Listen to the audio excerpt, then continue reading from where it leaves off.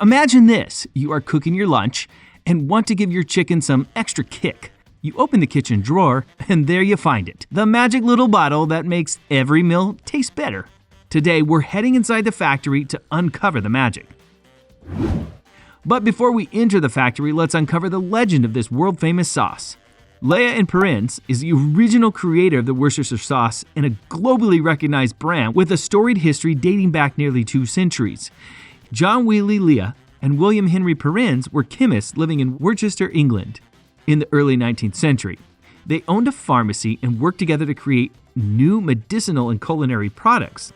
Legend has it that in the early 1830s, a local nobleman, Lord Sandys, asked Leah and Perrins to replicate a sauce he had enjoyed in India. The chemist mixed various ingredients, including vinegar, tamarind, anchovies, and spices, but the initial batch was reportedly too strong and unpleasant. They left it to sit in barrels in their basement, forgotten for months. When rediscovered, the sauce had mellowed and developed a complex, delicious flavor. Thus, Worcestershire sauce was born. In 1837, Leah and Perrins began selling their Worcestershire sauce commercially.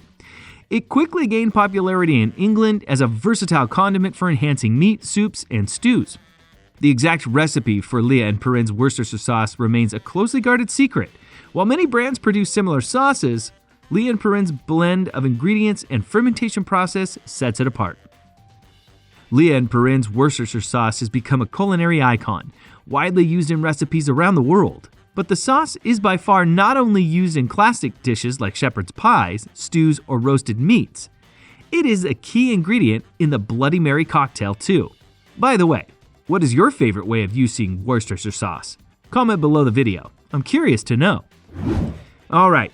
Now we're in the heart of the factory, and it all starts here, with the ingredients. But before we go over the factory process, I would kindly like to ask you for a favor. We are putting our utmost effort into the videos for you, and your support is crucial for the growth of our channel. We would love creating more fascinating food discovery videos for you. So please, subscribe to our channel, like, and share with your favorite people. Worcestershire sauce is a complex blend of ingredients that combine to create its unique, tangy, savory, and slightly sweet flavor. Here's a detailed breakdown of its key components. First, vinegar. Vinegar is the primary base of Worcestershire sauce, providing its sharp, tangy taste and acting as a natural preservative. Malt vinegar is made from malted barley and has a deep, slightly nutty flavor, while spirit vinegar is more neutral and sharp. Together, they create the sauce's acidic foundation. Second ingredient, molasses. Molasses adds sweetness and depth, balancing the sauce's acidity. This thick, dark syrup, a byproduct of sugar production, lends a rich, caramel-like undertone to the flavor profile. Third key ingredient, tamarind extract. Tamarind gives Worcestershire sauce its characteristic tangy, sour note. Tamarind is a fruit with a sticky pulp that has a sweet and sour flavor. It enhances the sauce's complexity and complements the vinegar's sharpness. And now, the fourth ingredient, probably the most surprising ingredient of all, anchovies. Don't worry, by the time the process is done, you won't even know they're in there. These small, salt-cured fish are broken down during fermentation, infusing the sauce with depth and richness. Fifth on the list, onions and garlic. These vegetables add aromatic, savory notes to the sauce. Onions and garlic are usually pureed or chopped finely and allowed to ferment with the other ingredients, contributing subtle pungency and flavor complexity. Sixth ingredient, sugar. Yes, dear cooking fans, a little bit of sugar is needed in our favorite sauce. It balances the tangy and salty flavors with a touch of sweetness. The sweetness is not overpowering, but provides a smooth harmony among the bold flavors. And finally, spices and seasonings. Spices are essential for the sauce's warm, earthly undertones and complexity. Common spices used are cloves, cinnamon, black pepper, and chili pepper or cayenne pepper, salt, and some proprietary blend of different other spices. And, of course, a little bit of water. All right, guys, I told you that Worcestershire sauce has character, and the mix is pretty complex. But have you ever expected such a long list? No, me neither. And now, let's start to dive deeper into how all those many things come together to a harmonious and rich sauce. Once all the ingredients are prepped, it's time to mix them together. This massive vat is where the magic begins. Everything is added in precise amounts to create the perfect flavor balance. The vinegar dissolves the sugar and tamarind while the anchovies start to break down into the mixture. Let's just say it smells potent in here. But trust me, this is the beginning of something amazing.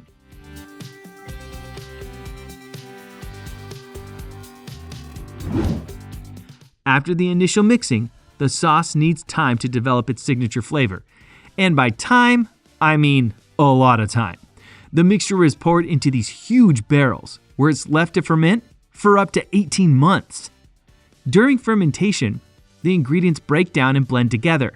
The enzymes from the anchovies combined with the vinegar create that deep, savory taste. It's kind of like making wine or cheese. Good things take patience. Next, the sauce is aged again, but this time for a shorter period. This final aging step helps mellow out the flavors, creating that perfect blend of tangy, sweet, and savory. At this point, the sauce is basically Worcestershire royalty. It's ready to meet the world. Now we're at the final step, bottling. This is where the sauce goes from vats to the iconic bottles you see in stores. The bottles are filled with precise amounts, then sealed to lock in all that delicious flavor. After that, they're labeled and packed up for shipping. And just like that, these little bottles are ready to make their way to kitchens around the globe. Before we wrap up, here are some fun facts about Worcestershire sauce that'll impress your friends at dinner parties. Number 1, Worcestershire sauce is fermented for so long, it's technically shelf stable even after opening. But refrigeration keeps it tasting fresher. Number 2, it's a secret ingredient in many famous recipes, from Caesar salad dressing to barbecue sauce. Number 3, Leah and Perrins, the original creators, still use the same recipe from 1837. Talk about a classic. Now that we all know how it's made, let's talk about how to use it. Worcestershire sauce isn't just for marinades and cocktails. It's super versatile. Add a dash to your scrambled eggs for extra flavor. Mix it into a burger patty for a juicy twist. Or drizzle it over roasted veggies. If you have any other idea of how to use it, comment below the video. Would love to hear your creative ideas. And there you have it, the journey of Worcestershire sauce, from raw ingredients to the bottle on your shelf. It's a fascinating mix of science, tradition, and a little bit of mystery.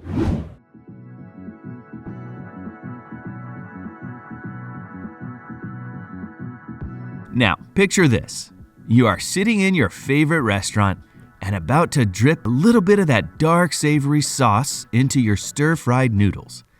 But have you ever stopped to wonder how it's made its way to your table? Today, we're uncovering the secrets of one of the most iconic and versatile condiments in the world, soy sauce. Before we dive into the process, let's start with the basics. Soy sauce has been around since ancient China and becoming a staple in Asian cultures, especially in Japanese cuisine. Today, it's made using just a few simple ingredients: soybeans, wheat, water, and salt. Soybeans serve as a cornerstone ingredient in many traditional Japanese foods. It's also a pretty versatile ingredient and is the base for many staple products in Japanese cuisine. Let me quickly show you some of the most popular and globally well-known soybean products. Miso, a fermented soybean paste used in soups, marinades, and sauces. Tofu.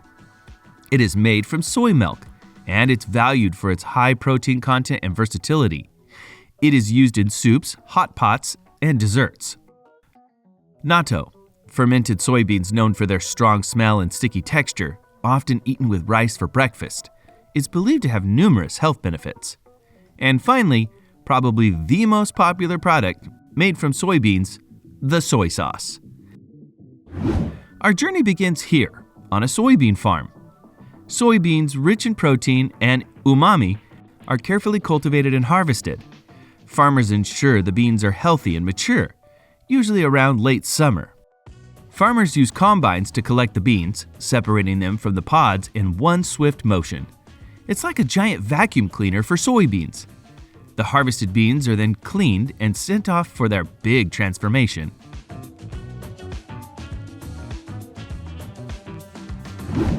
Here we are at the factory.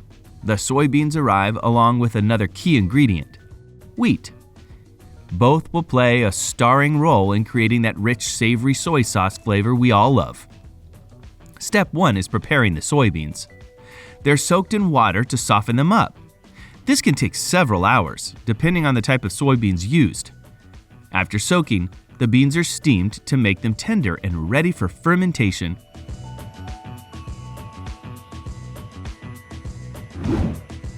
Meanwhile, wheat, our second star ingredient, is roasted to bring out its nutty aroma.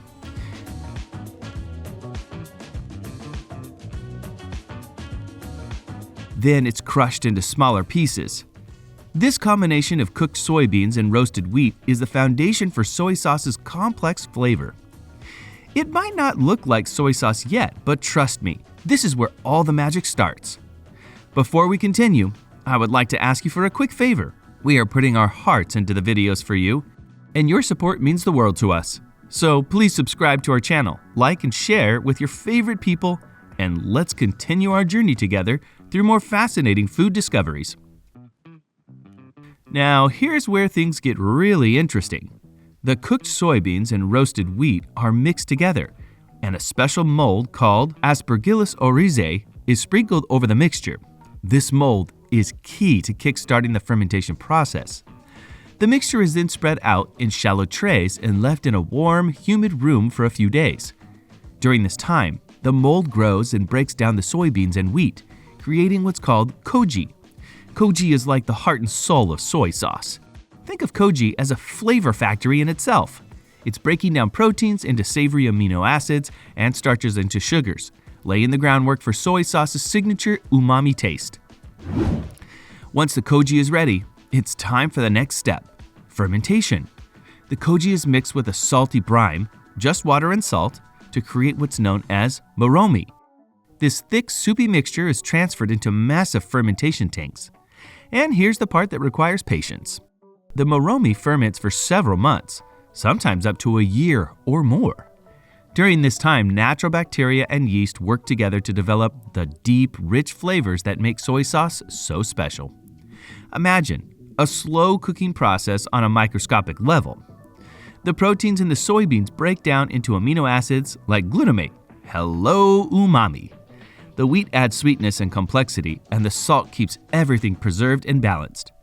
Throughout the fermentation process, the moromi is stirred regularly to ensure everything is evenly mixed and the flavors develop uniformly. Factories often use automated machines to handle this part, but the concept remains the same as it's been for centuries. By now, the moromi has transformed into a rich, aromatic blend. But wait, we're not done yet. Once the fermentation is complete, it's time to extract the liquid gold. The moromi is placed into special cloth bags and then pressed to separate the liquid soy sauce from the solid remains. Modern factories use hydraulic presses for this step, applying tons of pressure to extract every drop of soy sauce. The liquid that comes out is unpasteurized soy sauce, packed with flavor, but not quite ready yet. And what happens to the leftover solids, you ask? They're often used as animal feed or fertilizer. Next, the raw soy sauce is pasteurized to ensure it's safe to consume and has a consistent flavor. During this step, the liquid is gently heated, which also helps to enhance its aroma and color. It's like giving the soy sauce a final polish, making sure it's as delicious and shelf-stable as possible. Before the soy sauce heads to the bottling line, it goes through rigorous quality control. There's even a taste test. Yep, someone's job is to sip soy sauce for quality assurance. Where can I sign up for that gig? Once it passes all the tests, the soy sauce is bottled, sealed, and labeled. Factories can produce thousands of bottles per hour, ensuring that this liquid umami reaches tables around the world. And just like that, the soy sauce is ready for its journey to your kitchen. And now for the best part, tasting it. Soy sauce isn't just a condiment, it's an essential ingredient that enhances so many dishes. It's amazing to think about all the care and time that goes into making this little bottle of flavor. So there you have it, the incredible process of how soy sauce is made, from soybeans and wheat to the rich, savory condiment we all love. Next time you drizzle soy sauce on your favorite dish, you'll know just how much work went into creating it.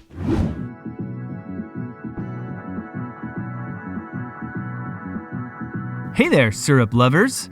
Did you know that the maple syrup industry in North America produces around 3.5 million gallons of syrup every year? That's a lot of maple goodness. But here's the thing.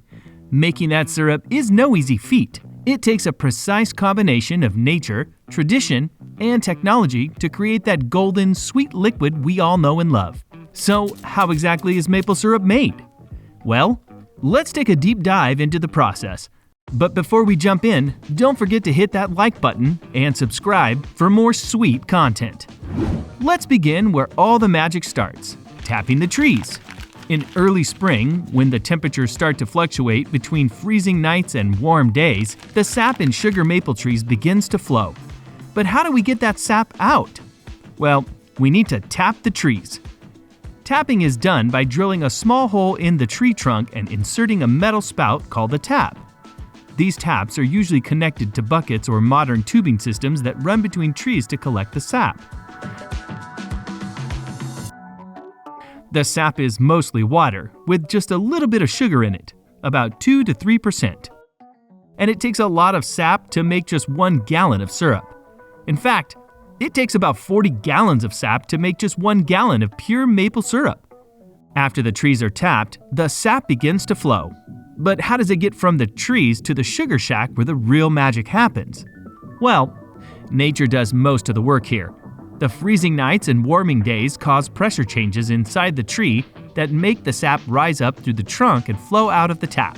This process can last for a few weeks during the early spring when the conditions are just right. The sap flows best on days when the temperature is above freezing but the nights are still cold. This temperature fluctuation causes pressure to build up inside the tree, forcing the sap out. Once the sap has been collected, it's time to move it to the next stage, harvesting the sap. In a traditional maple syrup operation, this involves gathering buckets filled with sap and transporting them to a storage tank. In more modern systems, tubing is used to transport the sap directly to a central location.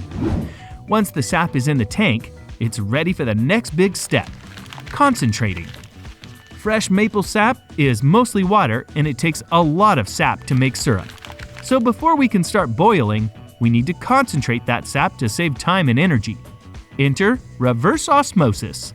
Reverse osmosis is a process where the sap is filtered through membranes that separate the water from the sugar. By pushing the sap through these special filters under pressure, we can remove a lot of water content before it even hits the evaporator. This makes the next step, evaporation, much faster and more energy efficient. This saves a lot of time and wood, which is good for the environment and for the syrup maker's bottom line. Now we're getting to the good stuff, evaporation. After reverse osmosis has done its job, we take the concentrated sap and boil it down in a giant evaporator. The evaporator is an industrial-sized pan that sits over a fire or a propane burner. The goal here is simple: get rid of as much water as possible until the sap becomes thick enough to be syrup. As the sap boils, it changes. The water evaporates and the syrup slowly starts to take shape, changing color and becoming more concentrated. This is a delicate process because we need to boil the sap to exactly the right consistency and temperature. The syrup is done when it reaches about 219 degrees Fahrenheit, 104 degrees Celsius.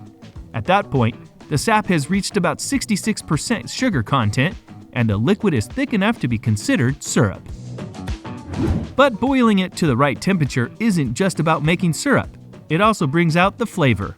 That's where the Maillard reaction comes into play. This is a process that happens when sugars and amino acids in the sap react together under heat. It's what gives syrup its rich, complex flavor and its darker color. As the sap boils, the sugars in the sap break down and caramelize, creating those delicious caramel and butterscotch flavors we love. The longer the sap boils, the darker and richer the syrup becomes, which is why late-season syrup has that bold, robust flavor. So, next time you pour syrup over your pancakes, you can thank the Maillard reaction for all that deep, caramel goodness. After the syrup is ready, it's filtered one last time to remove any final impurities. And then it's poured into bottles or jars. From here, it's ready to be labeled, packaged, and shipped out to stores all over the world. And that's it. From tree to table, the journey of maple syrup is a sweet one that requires precision, skill, and a little bit of magic from both nature and technology.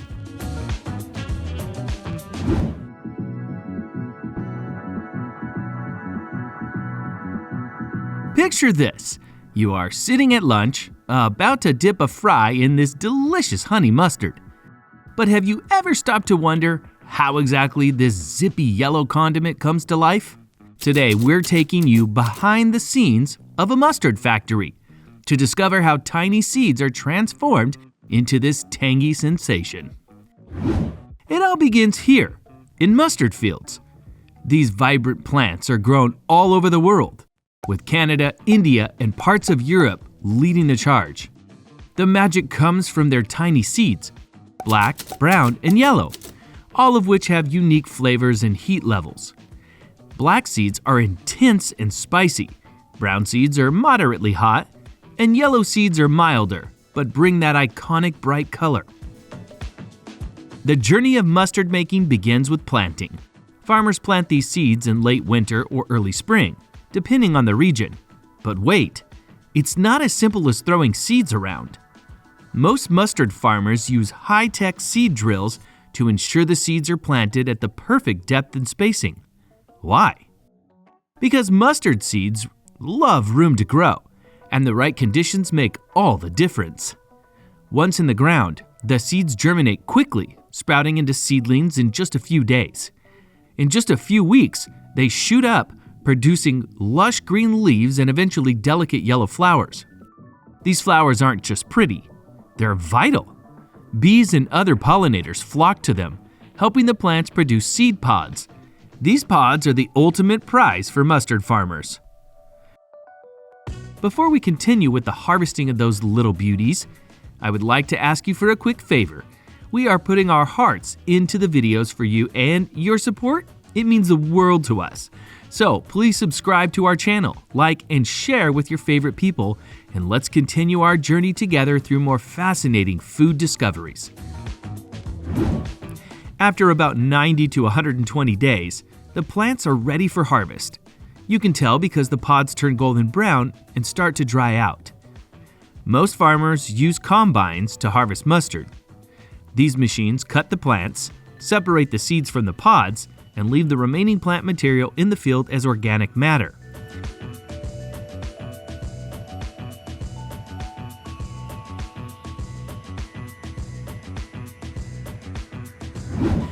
Now, as the seeds are collected from the fields, they are being transported to the factory. The first step? Cleaning and sorting. Mustard seeds are harvested with all sorts of debris, twigs, dirt, even tiny rocks. Factories use sieves, air blowers, and magnets to separate the seeds from unwanted materials. Look at this. These machines work overtime to ensure only the best seeds make it through. Next, the seeds head to the crushing stage. Why crush them? Inside every seed lies a treasure trove of oils and flavors that only emerge when the seed is cracked open. Oh, and by the way, did you know how healthy mustard is? Mustard is low in calories and contains negligible fat, making it a great addition to meals for flavor without adding significant calories. Also, mustard seeds contain several vitamins and minerals, including vitamin A, vitamin C, B vitamins, minerals such as calcium, magnesium, potassium, and phosphorus, which are good for bone health and muscle function. But this video is about the production process of mustard, so let's move on with the factory process. So, where did we stop?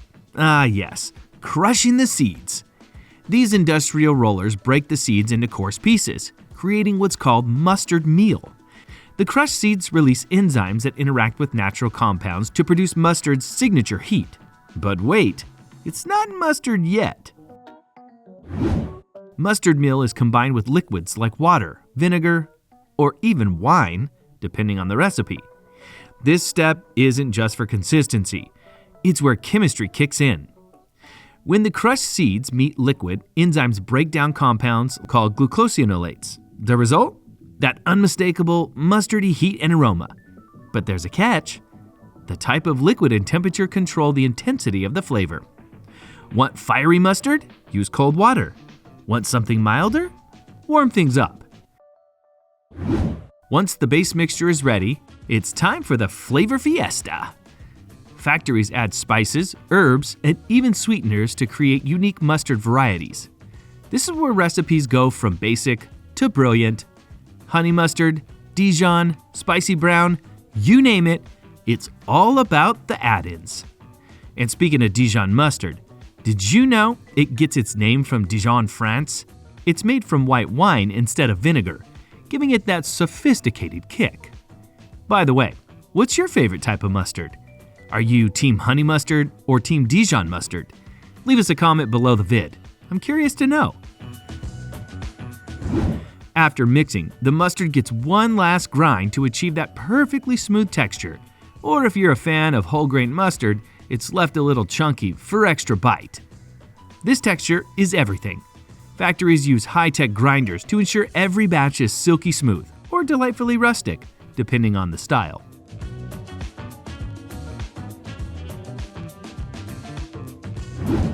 Before mustard makes its way to your table, it undergoes pasteurization, a gentle heating process that ensures it's safe to eat and has a long shelf life.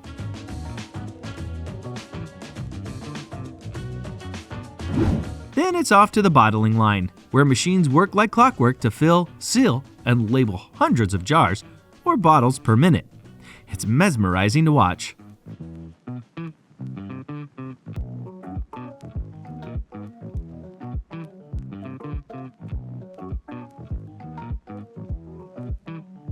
From here, the jars and bottles are boxed up and shipped to grocery stores around the globe.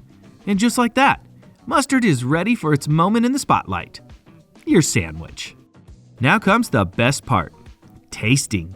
Mustard is so versatile. It can be tangy, sweet, spicy, or even smoky. It's perfect on hot dogs, pretzels, burgers, you name it. So good. And to think it all started with those humble little seeds. So, next time you reach for a jar of mustard, you'll know just how much work and a little science goes into making this condiment king.